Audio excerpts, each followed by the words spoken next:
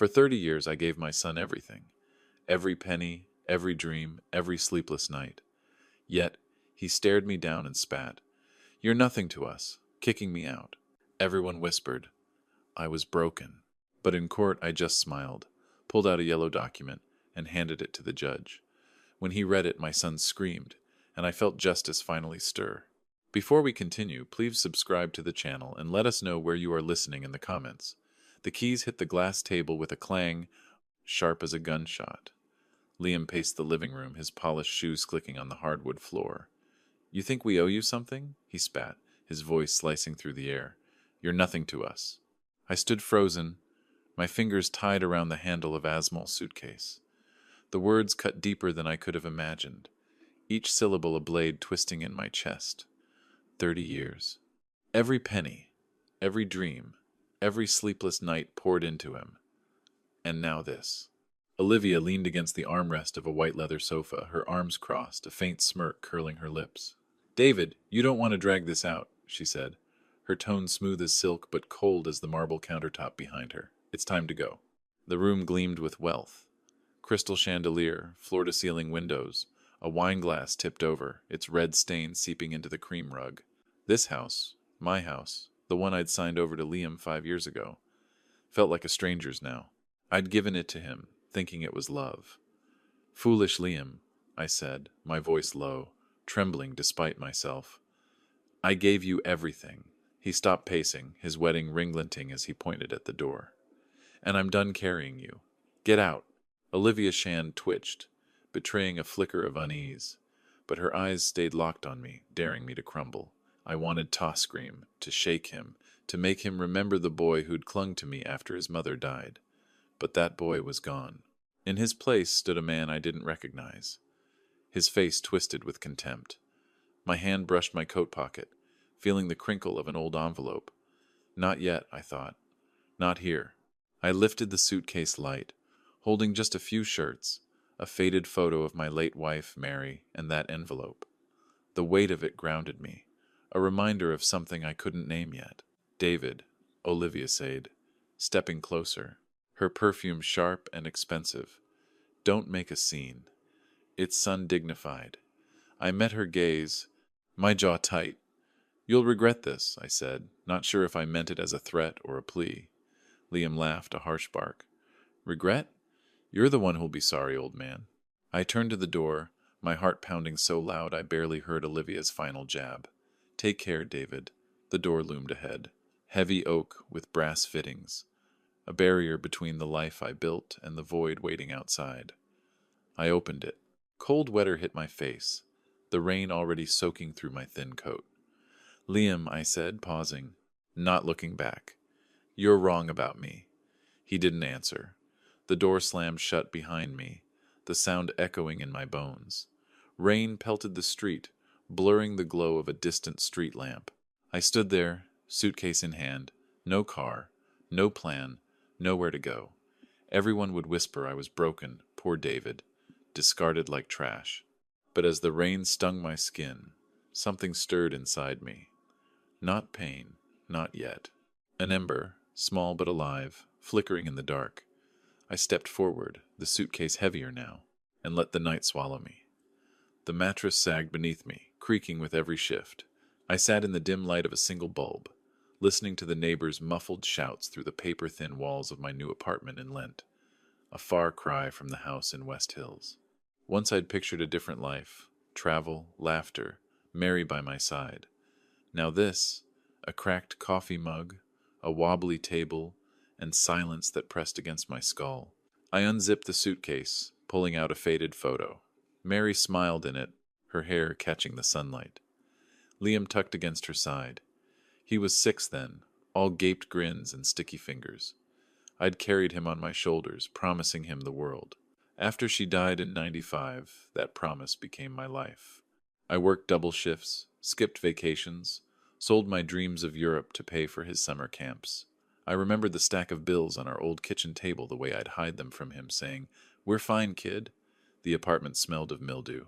A drip from the faucet punctuated the quiet. I set the photo down, my hands shaking. Had I loved him too much? Was that my mistake? I gave him everything. College tuition, the down payment for that house, even my pride when I signed it over. And for what? You're nothing to us. His voice echoed in my head, sharp as the day he said it. I dug deeper into the suitcase, past a worn sweater, and found it. The envelope yellowed, edges frayed.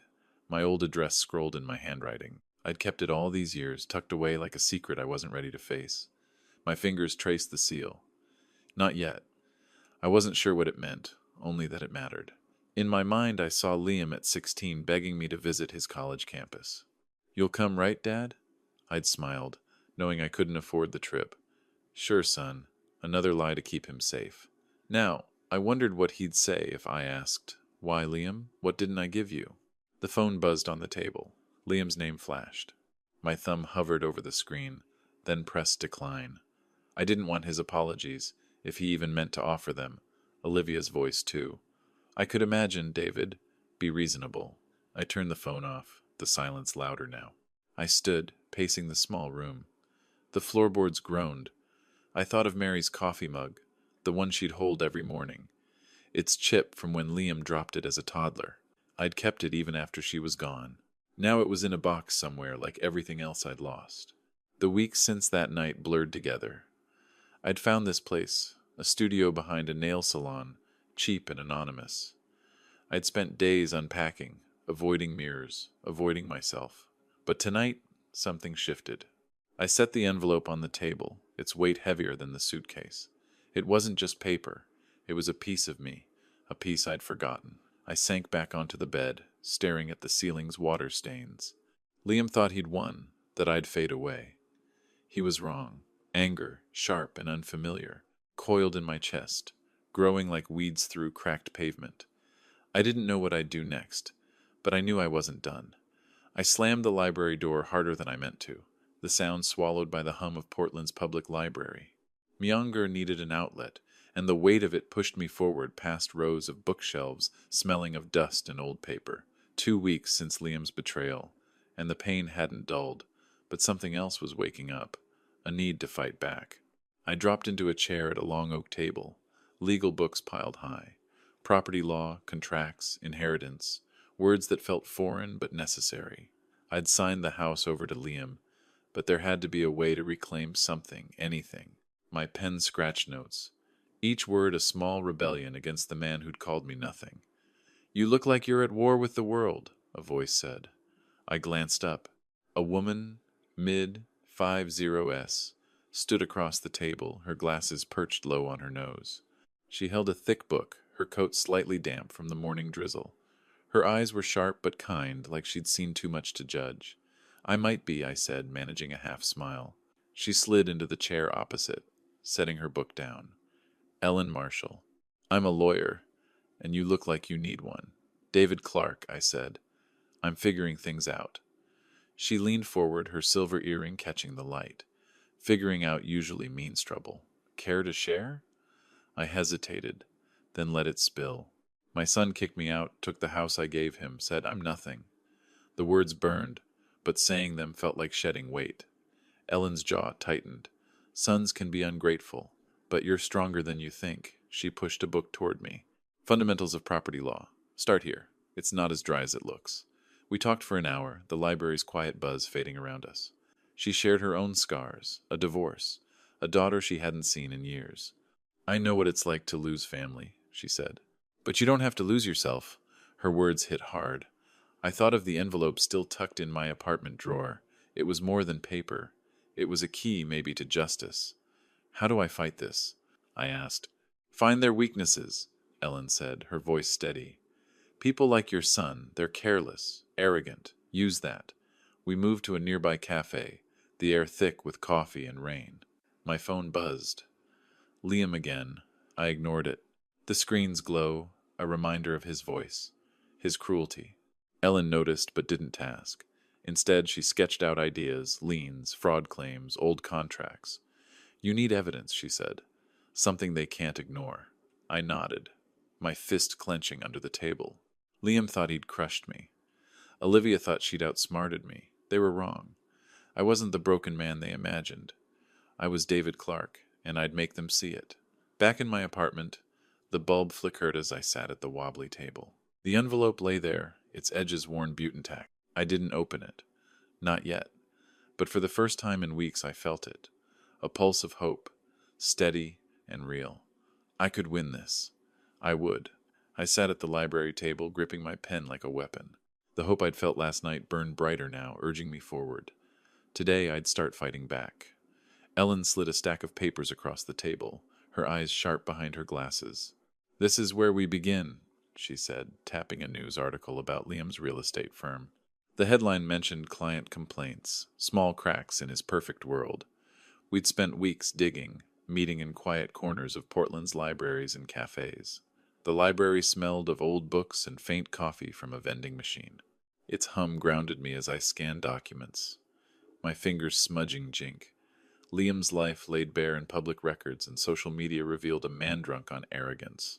Ellen pointed to a post on Olivia's profile, a polished photo at a gala, her smile tight. "She's obsessed with control," Ellen said. "That's your weakness." I nodded, scribbling notes. Liam's firm was under scrutiny for shady deals, the kind that could ruin him if someone pushed hard enough. His ego blinded him to the risks. He thought he was untouchable. Olivia, meanwhile, lived for her reputation. I imagined her in a boardroom, her voice crisp, her hands trembling if a scandal broke. One misstep, and her careful-built image would shatter. "Found something," Ellen said, sliding her laptop toward me. A forum post from a disgruntled client accused Liam of inflating property values. "If we can tie this to him, it's leverage." Her voice was steady, but her fingers drummed the table, betraying her excitement. I leaned back, my chair creaking. He's careless. Always was. I thought of the envelope in my apartment drawer. Its weight, a quiet promise. It could wait. For now, we needed more names, dates, proof. Ellen's gaze softened. "You remind me of myself, you know." After my divorce, she paused, twisting her coffee cup. "He took everything, my home, my confidence. I rebuilt it, but it cost me my daughter. She doesn't call anymore." Her voice cracked, and I saw the woman behind the lawyer, raw and real. "I'm sorry," I said, my throat tight. "I know what it's like to lose family." She waved it off, but her eyes held mine. "That's why we're doing this, David. Not just for you, for everyone they've hurt." We moved to a cafe, the air thick with espresso and drain. Outside, Portland streets glistened, reflecting neon signs. I spotted Olivia across the street, her coat pristine, her stride purposeful. My pulse spiked. I ducked behind the window, my heart hammering. She didn't see me, but the sight of her, so close, so unaware, lit a fire in me. Back at the library, we pieced together more. A name, Marcus Reed, a client Liam had swindled. A date, a deal closed last year, suspiciously overvalued. Each fact was a thread, and I was weaving a net. Ellen sketched a timeline, her pen scratching like a battle plan. "We're close," she said, "but we need to be surgical."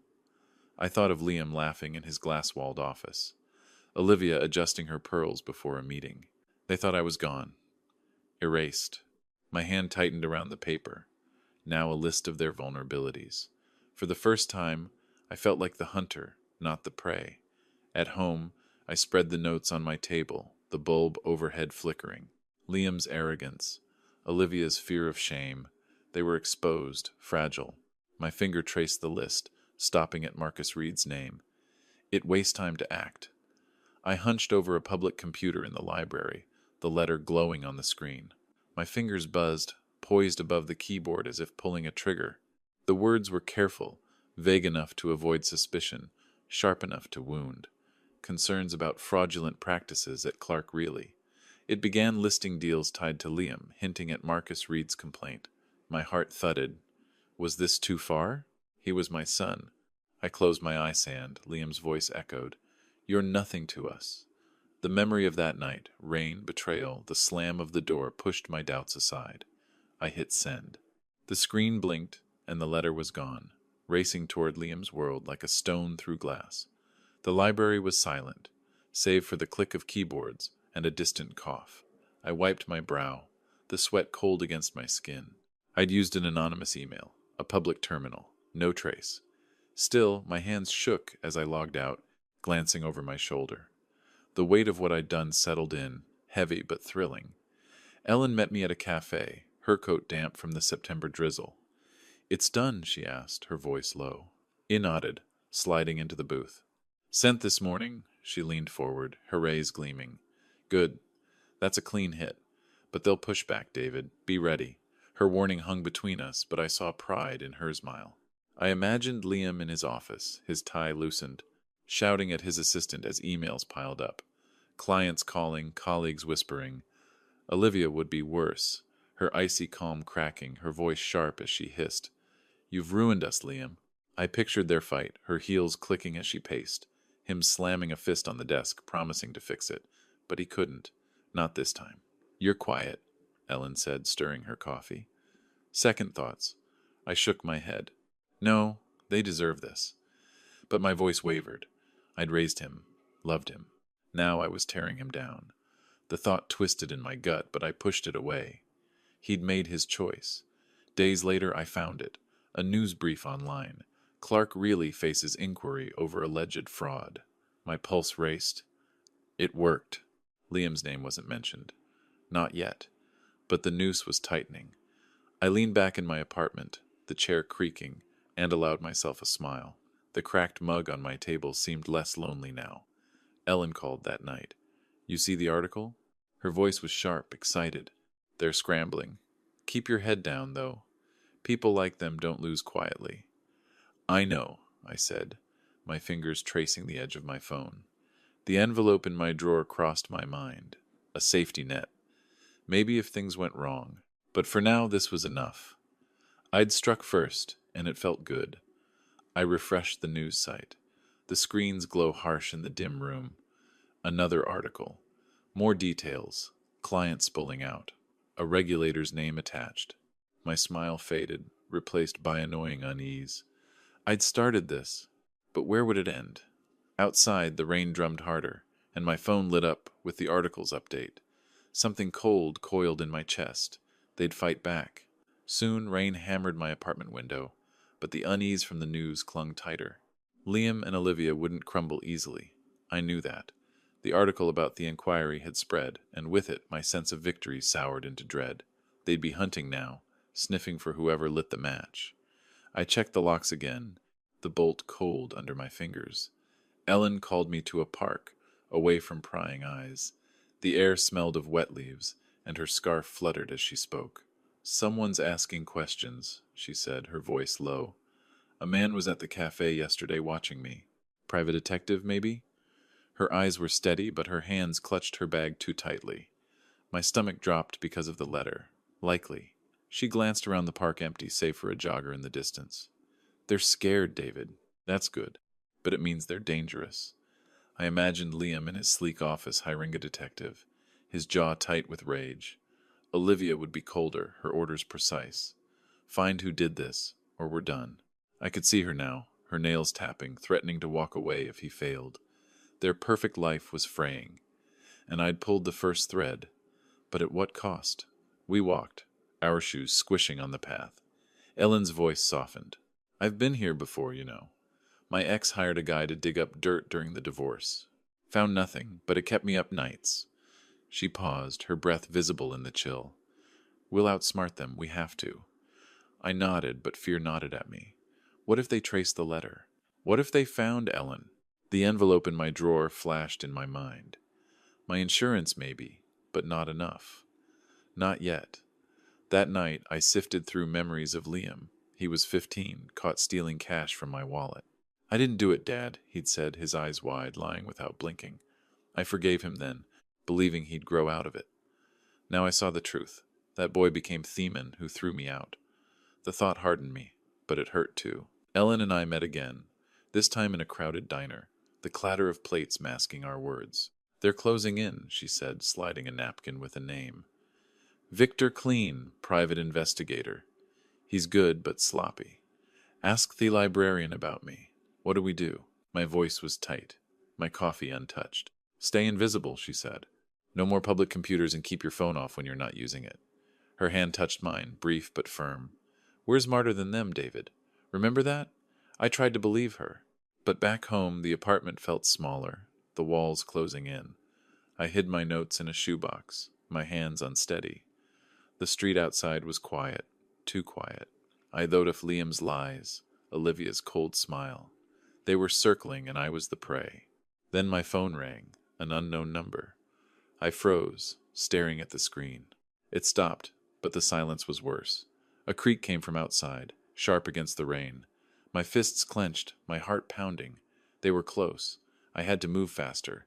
I stood in the park, clutching an umbrella, its ribs straining against the November wind. Last night's creak outside my window had kept me awake, my pulse racing at every shadow. But today, I was ready. The game had begun, and I wasn't backing down. Ellen sat on a peeling bench, her scarf loose, her notebook open. "We need to be precise," she said, her pen scratching a timeline. "One wrong move and they'll pounce." The park smelled of wet leaves and distant wood smoke. A dog barked somewhere, its echo swallowed by the drizzle. I pulled my coat tighter, my own notes tucked in a battered journal. "The document," I said, my voice low. "It's our edge." Ellen glanced up, her eyes narrowing. "The original deed. You're sure it holds up?" I nodded. "There was a mistake when I signed the house over. It's still mine legally." I didn't explain more. Not yet. The deed hidden in my apartment was my ace, a yellowed contract that could unravel Liam's world. But we had to play it right. She leaned forward, her breath clouding in the chill. "Then we file a claim quietly. But we need a distraction, something to keep them off balance." Her pen tapped the page. More anonymous tips, complaints to Liam's regulators, whispers to stir the pot. "Hit them where they're weak," she said. Liam's ego, Olivia's image. I scribbled hair ideas, my hands steady despite the cold. I wasn't the man they'd thrown out anymore. I was a strategist building a trap. But a flicker of doubt nodded at me. "What if this changes me, Ellen? What if I lose myself?" She smirked, closing her notebook. "If we mess this up, I'll buy you coffee at the worst diner in Portland. Deal." Her humor broke the tension, and I laughed, the sound foreign in my throat. She was more than an ally now. A friend. Someone who saw me when I'd forgotten myself. We mapped it out. A letter to the city about Liam's deals. Vague but pointed. Sent from a burner email. A legal draft, hidden for now to reclaim the house. Each step was a brick in the wall I was building. I thought of Liam's smug grin, Olivia's cold stare. They'd underestimated me. That was their mistake. A man jogged past, his hood up and my heart skipped. I scanned the park, half expecting Liam's detective. "You're jumpy," Ellen said, her voice calm. "He's just a runner. Stay focused." But her hand tightened on her bag, betraying her own nerves. I flipped through my journal, the pages filled with dates, names, weaknesses. Liam's fraud, Olivia's fear of shame. They were exposed, and I held the strings. "We're close," I said, my voice firm. "I can feel it." Ellen nodded, standing. "We are. But this is chess, David. One move at a time." She tucked her scarf, her silhouette sharp against the gray sky. I folded my notes, the paper crisp in my hands. It wasn't just a plan. It was power, something I hadn't felt in years. Back home, the apartment was cold, the radiator hissing. I slid the notes into my pocket, their weight grounding me. The deed waited in its drawer, but this was bigger now. The game was on, and I was ready to play. I opened the news site, and there it was. "Liam Clark, my son, the man I built, crumbling." The headline screamed, "Clark really fined for shady practices." My chest tightened, not with fear, but with a strange, sharp joy. I leaned back in my apartment, the chair creaking, the dim lamp casting shadows on the cracked walls. He was falling, and I pushed him. The article detailed it all. Fines, lost clients, regulators circling. Liam's name wasn't front and center, but it didn't need to be. His colleagues would whisper, his phone would go silent. Imagined him in his sleek office, his tie undone, shouting at an empty room as deals slipped away. Olivia would be worse, her voice slicing through their house. "You're dragging us down, Liam. Fix this or I'm gone," he'd beg, his arrogance cracking, but she'd turn away, her heels clicking on their marble floor. Ellen met me at a cafe, the air thick with cinnamon and steam. "You saw it?" she asked, sliding into the booth, her coat damp from December's rain. I nodded, my coffee untouched. "It's working." but guilt twisted in me. I saw Liam at 8, his arms around my neck after a school play, promising to make me proud. Now I was tearing him apart. He was my son, I said, my voice low. Is Ellen corrected? Her eyes soft but firm. He's still your son, but he chose this fight. She sipped her tea, her fingers steady. He might suspect you, David. Be careful. I thought of the deed locked away. It was my trump card. But this moment, Liam's world shaking, was enough for now. I remembered him at 16, caught stealing from my wallet, swearing he'd be better. I'll make you proud, Dad, he'd said, his eyes wet. I believed him. I was wrong. My phone buzzed. Liam's name. My thumb hovered, then pressed decline. The screen went dark, but my heart raced. He was reaching out. Maybe desperate, maybe angry. I didn't care. Not anymore. Ellen leaned forward. You hit hard, but he's not done. People like him fight dirty when they're cornered. Her voice was a warning, but I saw excitement in her eyes, a mirror of my own. I checked the locks that night, the bolt cold under my fingers. The apartment smelled of stale coffee, the radiator clanking. I pulled up the article again, the screen's glow harsh. More details. A client suing, a partner pulling out. I smiled, but it faded. Liam wasn't just losing money, he was losing himself. And I'd done it. Another call came, Liam's name flashing. I shut the phone off. The silence heavy. He was close. Too close. I felt it in my bones. He knew I was behind this.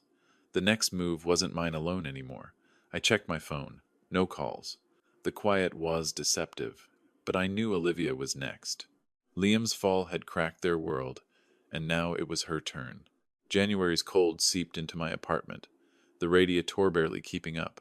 I sat at my table, a new plan forming, my fingers tapping the edge of a notebook. She'd thought me weak, a shadow to erase. She'd learn otherwise. Ellen and I had worked fast. Using a public library computer, we'd crafted a letter, anonymous, precise, detailing Olivia's sleight of hand with her company's marketing budgets. Small overcharges hidden in reports funneled to personal accounts. Enough to stall her promotion, maybe end her career. I sent it to her firm's ethics board, my heart pounding as the screen confirmed delivery. It was done. I imagined her now in her glass-walled office, her perfect smile faltering as her boss called her in. She'd snap at colleagues, her voice shrill, her control slipping. At home, she'd turn on Liam, her words venomous. This is your fault, Liam. Your weakness is ruining us. He'd fire back, his voice. Not me, Olivia. Someone's after us. Their marriage built in ambition was splintering, and I held the hammer. Ellen met me in a diner, her face drawn. The letter hit, she said, sliding a news clipping across the table. Her firm's investigating. She's on thin ice. Her voice was steady, but her eyes darted to the door, wary of shadows. I leaned back, the vinyl booth squeaking. Good. But my triumph was laced with caution. Olivia wasn't Liam. She'd fight smarter, harder. I remembered meeting her years ago at Liam's engagement party. Her handshake was firm, her smile polished, but her eyes were ice, dismissing me as nothing. That memory fueled me now. You're enjoying this, Ellen said, half smiling. But she's dangerous when cornered like a snake. Let her try, I said, my voice harder than I felt. The deed, my secret weapon, waited in its drawer. I didn't need it yet. Olivia's fall was my focus, and it felt right. I saw her once from across the street, her coat buttoned tight, her face pale as she hurried into her office. Her stride was off, hurried, not the confident glide I knew. I stayed hidden, my pulse racing. She was cracking, and I'd done it. That night I read the news again. Marketing Execvis's budget probe. The headline glowed. My trophy. But Ellen's warning echoed. She was dangerous. I thought of Liam's calls unanswered and wondered if they were talking, plotting. They weren't done.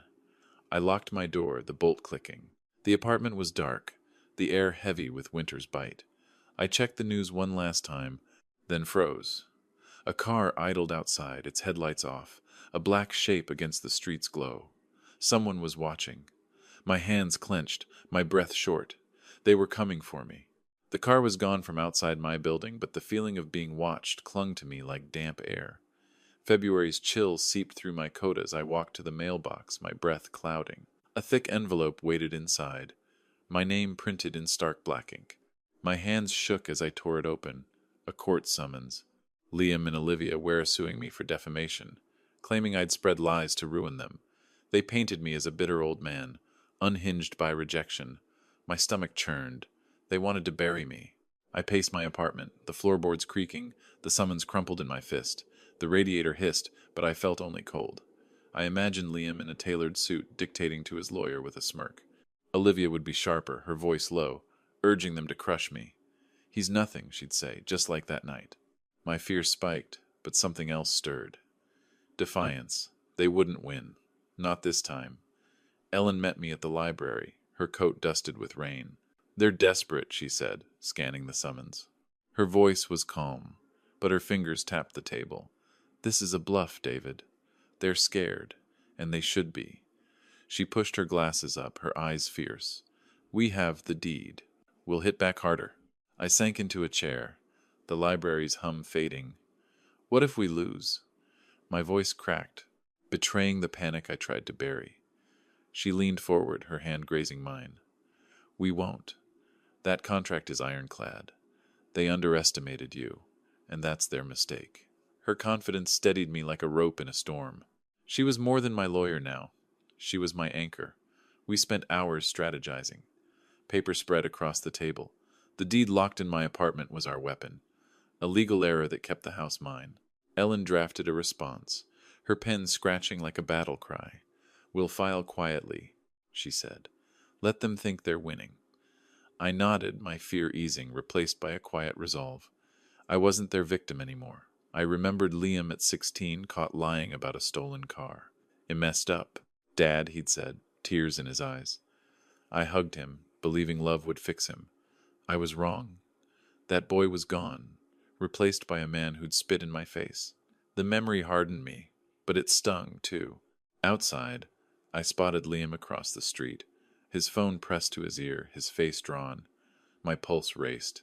I ducked behind a corner, my breath shallow. He didn't see me, but his presence felt like a warning. They were close. Too close. Back home, I checked the locks, the bolt cold under my fingers. The summons lay on my table, a challenge I wouldn't refuse. I thought of the deed waiting in its drawer. It was my shield, my sword. I stood before the mirror, my reflection sharper than it had been in months. The man staring back wasn't broken. He was ready. I slipped the old envelope into my pocket. Its way a promise. Tomorrow everything would change. I stood before the mirror in a worn suit, the fabric tight across my shoulders, but the envelope in my pocket gave me strength. The courthouse loomed ahead, its stones stepped slick with March rain. My heart pounded, but I wasn't afraid. Not anymore. Today I'd end this. The deed, that yellowed contract, was my truth, and Liam and Olivia would face it. The courtroom smelled of polish and dust, its wooden benches creaking under the weight of spectators. Liam sat at the plaintiff's table, his jaw tight, his suit pristine. Olivia, beside him, adjusted her scarf, her facey a mask of composure. But I saw the tension in her eyes, the way her fingers gripped her purse. They thought they'd won before we'd even started. Ellen squeezed my arm, her voice a whisper. "You've got this, David." Her calm grounded me, her presence a reminder of how far we'd come. The judge, a stern woman with gray hair, called the room to order. My summons for defamation was their weapon, but I had a better one. Their lawyer spoke first, his voice smooth, accusing me of lies, of spite. Liam nodded along, his gaze flicking to me, daring me to break. Olivia's lips twitched, a faint smirk. I stayed still, my hands steady. Then it was our turn. Ellen rose, her tone sharp but measured. "Your Honor, we have evidence that changes everything." She nodded to me.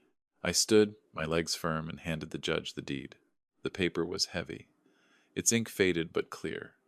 "This is the original contract for the house," I said, my voice steady. "It was never properly transferred. The property is mine." The room stilled. The judge adjusted her glasses, reading. Liam leaned forward, his face wreathing. "That's a lie," he shouted, his voice cracking. "He's making it up." Olivia's hand shot to his arm, her nails digging in, but her eyes were wide, her composure gone. The judge raised a hand, silencing him. She read on, her brow furrowing. "I remembered signing that deed years ago, thinking it was for Liam's future. I trusted him, loved him. Now that same paper was my victory, a twist of fate I hadn't foreseen. Mr. Clark, the judge said, looking at Liam. This document is valid. The transfer was incomplete. Gasps rippled through the room. Liam stood, his chair scraping, his voice a snarl. No, he can't do this. Olivia's face drained of color, her purse slipping to the floor. She whispered something, her voice lost in the chaos. Ellen leaned close, her breath warm. You did it, David. I nodded, but my triumph was quiet. I'd won, but the cost was heavy. Liam's rage, Olivia's collapse, they were my doing. Yet, as I watched them unravel, the pain of that night, their betrayal, their cruelty, eased. The judge banged her gavel, dismissing their claim. I stood, my legs steady, and walked out, the air crisp and sharp. Ellen followed, her smile wide. I felt lighter, freer, but questions lingered. What now? I touched the envelope in my pocket, its work done. The future waited, and I wasn't sure where it led. I stepped out of the courthouse, and the world felt lighter, the March air sharp with possibility. The judge's ruling had come a week later. The house was mine, the deed upheld. Liam and Olivia's empire, built in greed and betrayal, had crumbled. Their wealth, their status, their marriage, all gone. I'd won, but the victory wasn't just the house. It was me, reclaimed from the ashes of their cruelty. Yet standing there, I wondered where to go next. June's sun warmed Portland streets as I walked through the old house one last time. The floors creaked, the air thick with memories. Liam's laughter as a boy, Mary's voice calling from the kitchen. I ran my hand along the banister. It would smooth from years of touch. This place had been my heart, but now it felt like chains. I called a realtor that day, signing papers to sell it. The pen felt light, the act of release. I didn't need these walls anymore. Ellen met me at a cafe, her scarf bright against the summer light. You're free now, she said, spreading a map across the table. Paris or Rome? Her laugh was warm, her eyes bright with mischief. We'd grown close, our friendship a gift I hadn't expected. She'd saved me, not just in court, but in spirit, pulling me from the dark. I sipped my coffee, the bitterness familiar, but softer now. Both, I said, grinning. Europe, my dream, buried for 30 years, was alive again. I remembered Mary, her hand in mine, her voice soft. Live, David, she'd said before she died. Don't stop. I'd failed her then, pouring everything into Liam. But now I was ready. Her photo, now in a new frame, sat on my table in a small, bright apartment I'd rented. A clean start. The weeks after the trial had been quiet. News trickled in. Liam's firm collapsed, his clients gone. Olivia's career imploded, her name tainted. I imagined them fighting, their voices sharp, their love, if it ever was love, shattered. I felt no joy, only closure. They'd made their choices, and I'd made mine. I sold the house for a good price, enough to fund my travels and more. The money felt secondary. The freedom was everything. Ellen and I planned our trip, poring over guidebooks, laughing over bad French phrases. She'd visit her daughter first, try to mend that bridge. I hoped she would. She deserved it. My new apartment smelled of fresh paint, its windows catching the morning sun. I walked through it, my steps light, and found Mary's photo on the shelf. I'm living now, I whispered, my throat tight. Justice had been bitter, but it had freed me. I wasn't the man who'd stood in the rain, broken and lost. I was David Clark, and I was whole. I stood at my new doorstep, a plain ticket in my hand. The paper was crisp, its promise vast. Paris waited, then Rome, then wherever I chose. The sun warmed my face, and I smiled. The future opened before me. If you like this story, please like this video, subscribe to the channel, and share your impressions of this story in the comments. To listen to the next story, click on the box on the left. Thank you for watching.